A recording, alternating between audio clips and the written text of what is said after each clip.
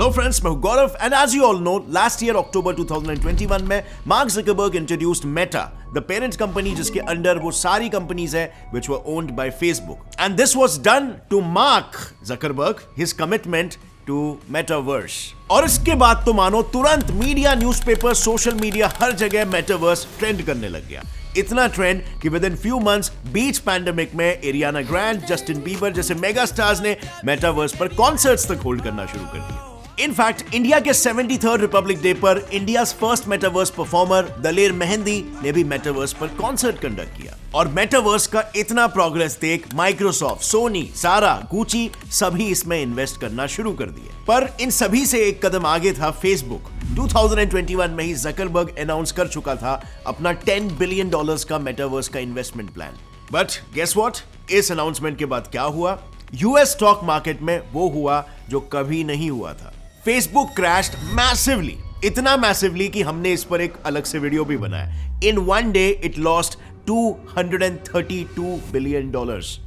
ये इतना बड़ा आंकड़ा है कि मोस्ट ऑफ द लोगों के लिए तो ये सेंस भी नहीं बनेगा. तो आपको आइडिया देने के लिए मैं ये बता दूं कि अगर हम श्रीलंका, अफगानिस्तान और नेपाल और भूटान ये सब की जीडीपी को मिला लेना तो भी $232 बिलियन नहीं होगा. ये 4 देश एक साल में इतना नहीं कमाते जितने का लॉस हुआ. एंड टू बी ऑनेस्ट, अगर आप इलॉन मस्क को फॉलो करते हो तो इलॉन मस्क तो ये कब से कह रहे थे कि मेटावर्स में कोई फ्यूचर नहीं है. Maybe it was a warning जिस पर जकरबर्ग ने ध्यान नहीं दिया. And in no time his plan backfired. लेकिन आखिर क्यों? मतलब कॉमन सेंस तो ये कहता है कि फ्यूचर टेक्नोलॉजी में इन्वेस्ट करना आपको गुड रिटर्न्स दिलाएगा, राइट? और फेसबुक के पास तो इसका पूरा डिटेल प्लान था. ऐसा नहीं था कि सिर्फ ख्याली पुलाव पकाया जा रहा है. वो प्लान क्या था, चलिए उसे भी समझ लेते हैं. सो स्टोरी स्टार्ट होती है ऑल द वे बैक 2021 में, जब जकरबर्ग ने अपने मेटावर्स का प्लान अनाउंस किया था. Basically according to the plan, Zuckerberg एक ऐसा वर्ल्ड या वर्चुअल स्पेस बनाना चाहता है जिसमें लोग virtually hang out, party, office work ये सब कुछ कर सके, बट अपनी जगह से एक भी इंच हिले बिना. Well, sounds like an out of the world idea, right? Imagine भी नहीं हो पा रहा है. Let me explain this in a more simplified manner.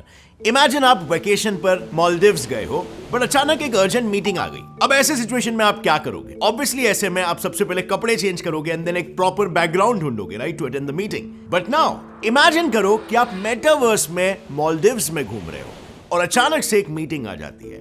अब आप क्या करोगे? कुछ नहीं, स्क्रीन पर अवेलेबल ऑफिस सेटअप पर क्लिक करके meeting attend. That's it. This is what metaverse is.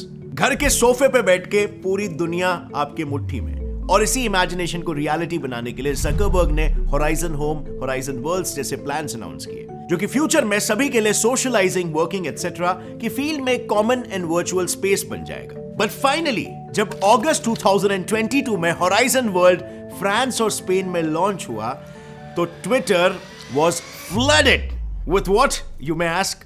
Memes. आप सब बस ये पिक देखो. मार्क जकरबर्ग ने ये पिक अपने $10 बिलियन के वेंचर के मेगा लॉन्च पर डाली थी. Now obviously people were too quick to respond. लोगों ने मेटा के होराइजन वर्ल्ड को बेहद बचकाना, सिंपल और स्टूपिड बोला. एंड टू बी ऑनेस्ट, ऐसा बोले भी क्यों नहीं, क्योंकि आज के तारीख में VR एक्सपीरियंस ऑलरेडी इतना रिच और एडवांस हो चुका है. ऐसे में इतनी हाइप क्रिएट करने के बाद जकरबर्ग ऐसा किडिश एडवर्टाइजमेंट करेगा तो लोग मीम्स ही बनाएंगे ना. And now let me emphasise on something. This is not even an honest mistake. Yes, क्योंकि 2021 में ऑलरेडी मेटा इससे यूएस और कनाडा में लॉन्च कर चुका था, जहां पर already it was a big flop. लोगों ने फीडबैक्स दिए थे, but finally this was what he gave even after the feedbacks. And this is exactly the reason ये सब ट्रोलिंग हुई. मेटा अपने गोल से काफी पीछे.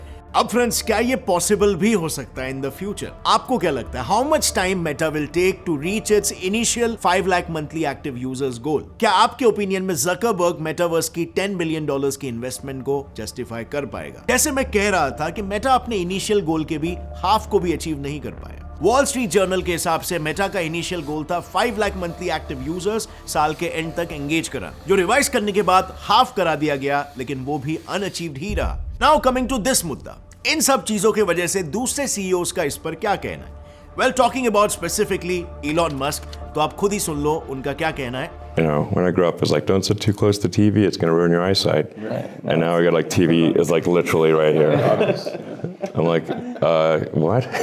And I personally feel Elon Musk is right over here. You know, बचपन से हमें ये सिखाया गया था कि टीवी स्क्रीन से दूर बैठो और आज स्क्रीन को हमारे नाक पर रखने की बात हो रही है यहाँ पर. How healthy is that? और CNBC के एक सर्वे में जब एग्जीक्यूटिव से ये सवाल हुए थे, What do they think about metaverse? तब उन्होंने मेजरली उसे बस एक हाइप, सोशली ऑकवर्ड टीनेजर्स की जगह और फेसबुक ट्राइंग टू रीब्रांड कहकर डिस्क्राइब किया था, जिसका एक्चुअल में कोई रियल वैल्यू नहीं है. और सिर्फ एग्जीक्यूटिव्स ही नहीं बल्कि फेसबुक के एक्टिव यूजर्स को भी काफी सारी शिकायतें हैं, जो ऑल द मोर रीजन बन गया है फेसबुक के रीसेंट फेलियर का. Like problem number 1, cloning. तो आप सभी ने खुद ही नोटिस किया होगा, मेटा कंपनी जैसे व्हाट्सएप पर स्टेटस फीचर हो गया, इंस्टाग्राम पर रील फीचर हो गया, डिसअपीयरिंग फोटो फीचर, ये सब इन एप्स के ओरिजिनल फीचर्स नहीं है बल्कि कॉपीड फीचर्स है, mostly from platforms like Snapchat, जिसको काफी सारे बड़े इन्फ्लुएंसर्स ने भी क्रिटिसाइज किया है. जैसे फॉर एग्जांपल कार्डाशियन सिस्टर्स ने, जब उन्होंने इंस्टाग्राम पर स्टेटस भी डाला था.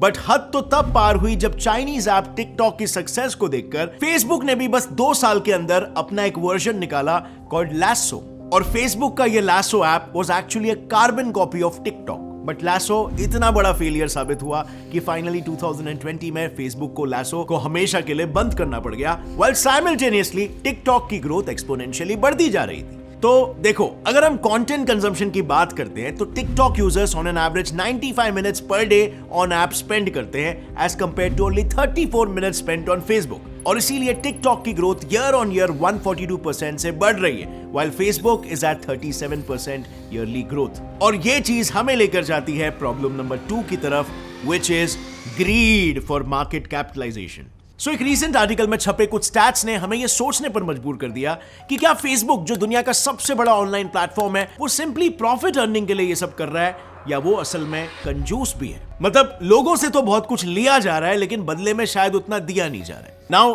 As you guys know, online platforms अपना major chunk of revenue advertisement से कमाते हैं. So basically for example YouTube पर जो एड्स आते हैं, यूट्यूब उससे पैसे कमाता है और फिर वो पैसे क्रिएटर के साथ बांटे जाते हैं. और इसी प्रोसेस में टोटल रेवेन्यू का ऑलमोस्ट 50% एनीवे क्रिएटर के पास चला जाता है. बट फेसबुक के केस में ऐसा नहीं है. फेसबुक खुद एड से 97% कमाता है. अब आप खुद ही सोचो क्रिएटर्स को कितना मिलता होगा. And this is why content creators की तादाद यूट्यूब के मुकाबले फेसबुक पर ऑलमोस्ट नेग्लिजिबल है. अब ऐसे में क्रिएटर्स को अट्रैक्ट करने के लिए फेसबुक ने लास्ट ईयर $1 बिलियन का इन्वेस्टमेंट भी अनाउंस किया था. But what is $1 billion in front of $30 billion जो यूट्यूब अपने क्रिएटर्स के साथ ऑलरेडी शेयर करने का क्लेम करता है. अब हम आ जाते हैं प्रॉब्लम नंबर 3 पर, एग्रेसिव एक्वायरिंग. सो 2012 में फेसबुक ने एक कंपनी खरीदी थी फॉर जस्ट $1 बिलियन और उसके 8 साल बाद ही Mark Zuckerberg was facing an anti trust hearing. इस हियरिंग में वैसे तो बाकी टेक जायंट्स के भी सीईओज प्रेजेंट थे, बट पर्टिकुलरली मार्क ज़करबर्ग पर लगे इल्जाम प्लस उसके खिलाफ प्रूफ्स काफी ज्यादा शॉकिंग थे. इस हियरिंग में जूरी ने मार्क के कुछ ईमेल्स निकाले फ्रॉम 2012 जिसमें ज़करबर्ग वाज क्लियरली स्टेटिंग कि वो इंस्टाग्राम को इसीलिए खरीदने की सोच रहा है क्योंकि फ्यूचर में इंस्टाग्राम उसके लिए थ्रेट बन सकता है. And that's exactly what he did. 2012 में $1 बिलियन देकर उसने इंस्टाग्राम को खरीद लिया और 2016 में $22 बिलियन देकर व्हाट्सएप को. और जब ये बात प्रूव हो गई तो कांग्रेस मेंबर जयापाल ने ये तक कह दिया कि your company uses data to spy on competitors and to copy, acquire and kill rivals.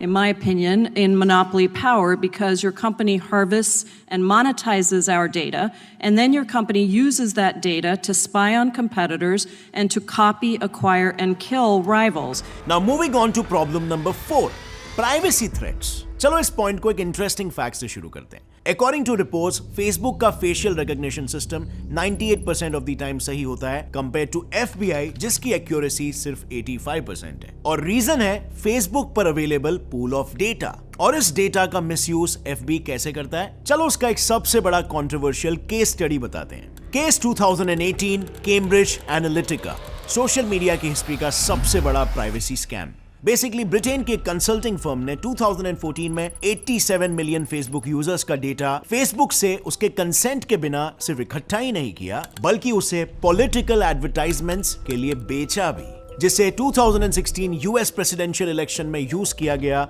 To help Trump win. इस बात की किसी को कानो कान खबर भी नहीं पड़ी थी until एक इंटरव्यू के दौरान जब कैम्ब्रिज के किसी एम्प्लॉय ने सब डिस्क्लोज कर दिया and the world was taken aback and hence industrialist like Brian Acton, Elon Musk सभी ने अपना फेसबुक अकाउंट डिलीट कर दिया अंडर #DeleteFacebook कैंपेन। और यूएस सेनेटर्स ने जब जकरबर्ग से जवाब मांगा तो all he could say was It was my mistake. I'm sorry. And now coming to the final but one of the most important problem, Facebook की policies and absence of policies.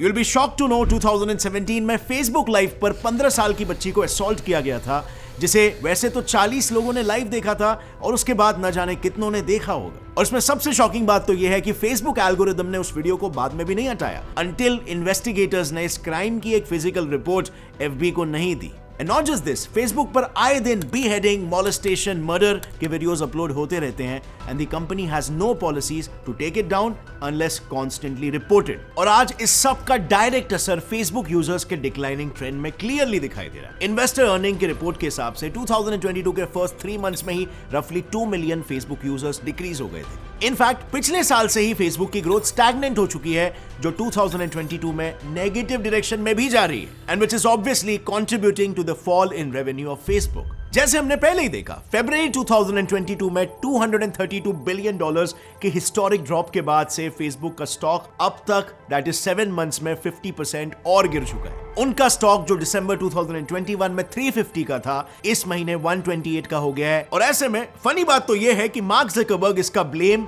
Apple की change policies पर डाल रहा है rather than improving his own company and his own product. अब इस पर भी हम ऑलरेडी एक वीडियो बना चुके हैं, जिसे आप ऊपर आई बटन पर क्लिक करके देख सकते हो कि ब्लेम क्यों किया जा रहा है। और साथ ही में फ्रेंड्स, आपने अभी तक इस वीडियो को देख लिया तो आप मुझे अपनी राय भी बताना कि फेसबुक को लेकर आपकी क्या राय है। क्या फेसबुक जैसे चल रहा था अगर वैसे चलता रहा तो सरवाइव कर पाएगा, या इवन मेटावर्स क्रिएट भी हो जाता है तो क्या वो एक हिट होगा, या फिर जैसे इलॉन मस्क कहते हैं इस प्रोडक्ट में कुछ एक्चुअल वैल्यू नहीं है। What do you guys think? Share your opinion down below. और अगर इस वीडियो से आपको कुछ भी नया सीखने मिला, एक नया पर्सपेक्टिव मिला, एक लाइक जरूर ठोकना।